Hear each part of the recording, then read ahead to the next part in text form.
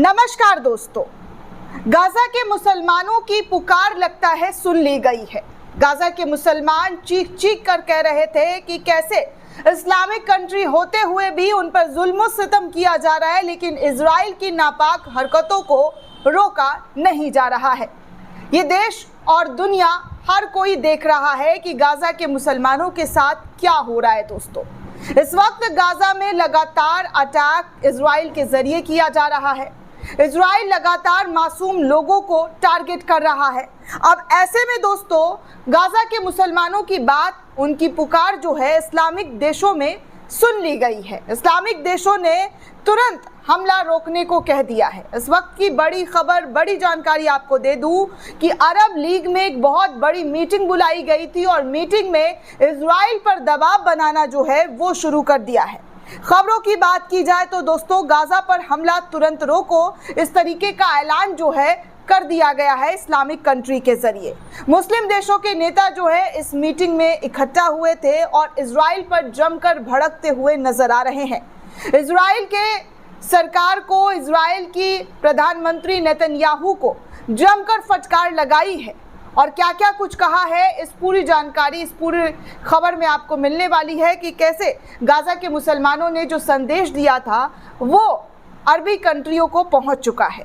तभी तो फिलिस्तीन के राष्ट्रपति महमूद अब्बास और मिस्र के राष्ट्रपति अब्देल फतह अल सीसी ने गाजा पट्टी में तत्काल और अस्थायी युद्ध विराम का आग्रह कर दिया है। समाचार एजेंसी सिनुहा की रिपोर्ट के मुताबिक आपको बताऊं तो दोस्तों, शनिवार को इराक की राजधानी बगदाद में आयोजित 34वें अरब लीग शिखर सम्मेलन में फिलिस्तीन के राष्ट्रपति महमूद अब्बास ने इजरायली सेना अभियानों को रोकने और क्षेत्र में शांति स्थापित करने के लिए अरब योजना को अपनाने का आह्वान किया है।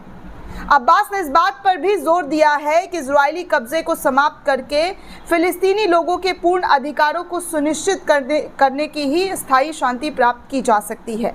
मार्च में युद्ध विराम का समझौता टूटने के बाद इजराइल ने गुरुवार से लेकर अब तक सबसे घाती बमबारी में सैकड़ों फिलिस्तीनियों को मार दिया है। दोस्तों, वहीं अमेरिका के राष्ट्रपति डोनाल्ड ट्रंप ने शुक्रवार को मध्य पूर्व देशों का दौरा किया था। मिस्र के राष्ट्रपति अब्देल फतह अल सीसी ने पिछले 19 महीनों से गाजा में फिलिस्तीन पर किए गए अत्याचार और हिंसा की कड़ी निंदा करते हुए हिंसक अभियान का उद्देश्य गाजा की आबादी को समाप्त करने वाला बताया है। अल सीसी ने अंतर्राष्ट्रीय समुदाय, विशेष रूप से अमेरिका से गाजा में मानवीय संकट को समाप्त करने के लिए कड़े कदम उठाने का अनुरोध किया है। उन्होंने शत्रुता समाप्त होने के बाद गाजा की शीघ्र पुनर्प्राप्ति और पुनर्निर्माण के लिए एक अंतर्राष्ट्रीय सम्मेलन आयोजित करने की भी मिस्र की प्रतिबद्धता को दोहराई है। शिखर सम्मेलन की समाप्ति के बाद गाजा में हमास संचालित मीडिया कार्यालय ने उपस्थित लोगों से गाजा पर अन्यायपूर्ण नाकाबंदी को तोड़ने और प्रतिदिन होने वाली हत्याओं को रोकने का आह्वान कर दिया है। गाजा के लोग अब भुखमरी के खतरे का सामना कर रहे हैं, जैसा कि मैंने आपको बताया था। दोस्तों, इसके लिए क्रॉसिंग को तत्काल और बिना शर्त जो बॉर्डर उसको खोलने की बात की गई है। गाजा के लोगों की भोजन, मानवीय सहायता और चिकित्सक सहायता पहुंचाने के लिए इजराइल पर दबाव बढ़ाने का आग्रह भी कर दिया गया है। लेबनान के प्रधानमंत्री नवाफ सलाम ने अपने संबोधन में यह भी कहा है कि इजराइल की शत्रुता की निंदा करते हुए कि उस पर नियंत्रण के लिए अंतर्राष्ट्रीय समुदाय के देशों को आगे आना चाहिए, लोगों को आगे आना चाहिए। उन्होंने कहा कि इजराइल की तरफ से हो रहे लगातार हमले पिछले साल नवंबर के अंत में दोनों पक्षों के बीच हुई सहमति का उल्लंघन है। और आगे ये भी कहा गया कि प्यारे भाइयों, हम आपसे अंतर्राष्ट्रीय समुदाय पर दबाव डालने की बात करते हैं ताकि इजराइल को अपने आक्रमणों को समाप्त करते हुए सभी लेबनानी क्षेत्रों को पूरी तरीके से हटने के लिए मजबूर किया जा सके। संयुक्त राष्ट्र सहायता प्रमुख टॉम फ्लेचर ने इस सप्ताह सुरक्षा परिषद से पूछा है कि क्या वो नरसंहार को रोकने के लिए कोई कार्रवाई करेगा। इराक के प्रधानमंत्री मोहम्मद शिया अल सुदानी ने युद्ध के बाद अरब देशों के पुनर्निर्माण में मदद के लिए कोष बनाने की भी घोषणा की है, जिसमें गाजा और लेबनान के लिए 20-20 मिलियन डॉलर की शुरुआती राशि देने का वादा किया गया है। जहां पिछले साल हिजबुल्लाह समूह के खिलाफ इजरायली अभियान में दक्षिण हिस्से का बड़ा जो हिस्सा है वो नष्ट हो गया है। शिखर सम्मेलन में 22 अरब लीग सदस्यों के नेताओं और शीर्ष राजनयिकों के साथ साथ क्षेत्रीय से लेकर अंतर्राष्ट्रीय संगठनों के प्रतिनिधियों ने इस पूरे मीटिंग में, इस सम्मेलन में शिरकत लिया।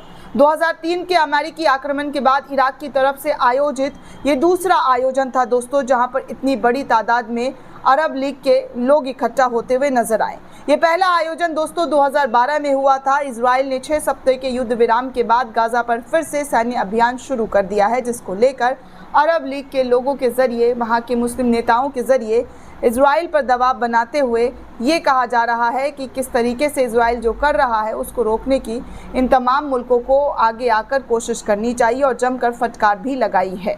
दोस्तों, इस पूरे रिपोर्ट को लेकर आप क्या सोचते हैं, आपकी क्या प्रतिक्रिया है, हमें कमेंट करके ज़रूर बताइएगा।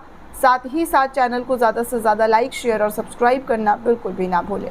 धन्यवाद दोस्तों।